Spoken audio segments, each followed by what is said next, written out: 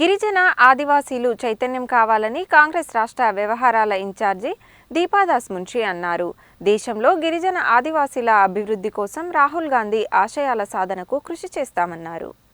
Nagarjuna Sagar hill colony విజయ విహార్ అతిథి గృహంలో TRICOR chairman Tejavath Bellaiah Naik ఆధ్వర్యంలో ఈ నెల 11వ తేదీ వరకు వారం రోజుల పాటు నిర్వహించే అఖిల భారత గిరిజన ఆదివాసీల కాంగ్రెస్ ప్రతినిధుల శిక్షణా తరగతులను కాంగ్రెస్ రాష్ట్ర వ్యవహారాల ఇన్ఛార్జి దీపాదాస్ మున్షి, టీపీసీసీ అధ్యక్షుడు మహేష్ కుమార్ గౌడ్, ఏఐసీసీ ఆదివాసీ కాంగ్రెస్ కమిటీ చైర్మన్ కొప్పుల రాజు, ఎంపీలు బలరాం నాయక్, రఘువీర్ రెడ్డి, మాజీ మంత్రి జానారెడ్డి, ఎమ్మెల్యే జైవీర్ రెడ్డిలతో కలిసి ప్రారంభించారు. ఈ సందర్భంగా మాట్లాడుతూ సాగర్లో వారం రోజుల పాటు జరిగే శిక్షణ పొందిన నేతలు రాష్ట్ర, జిల్లా, మండల, గ్రామ స్థాయిలో గిరిజన ఆదివాసీలకు అవగాహన కల్పించాలన్నారు. గిరిజన ఆదివాసీలు ఉన్నత విద్యనభ్యసించి ఉన్నత ఉద్యోగాలు పొందాలన్నారు. బౌద్ధ మతానికి నిలయంగా ఉన్న సాగర్లో ఇలాంటి శిక్షణ తరగతులు నిర్వహించడం గొప్ప విషయమన్నారు.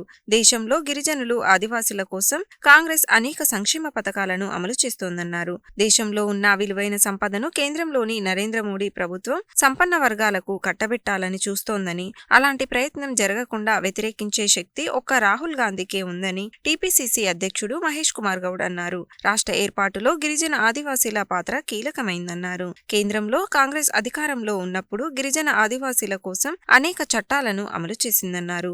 జల్, జంగల్, జమీన్ నినాదానికి కాంగ్రెస్ కట్టుబడి ఉందన్నారు. ఈ నినాదంతో రాహుల్ గాంధీ పాదయాత్ర కూడా చేశారని గుర్తు చేశారు. కాంగ్రెస్ అధికారంలో ఉన్నప్పుడే పీసా చట్టం వచ్చిందన్నారు. గిరిజన ఆదివాసీల హక్కుల కోసం కాంగ్రెస్ పోరాటం చేస్తుందన్నారు. రాష్ట్ర ప్రభుత్వం చేపట్టిన కులగణన దేశానికే రోల్ మోడల్ గా మారిందన్నారు. ఆదివాసీల హక్కులను బీజేపీ, బీఆర్ఎస్లు హరించి వేస్తున్నాయన్నారు. మతం పేరుతో ఓట్లు అడుక్కునే పార్టీలు దేశంలో ఉండటం దురదృష్టకరమన్నారు.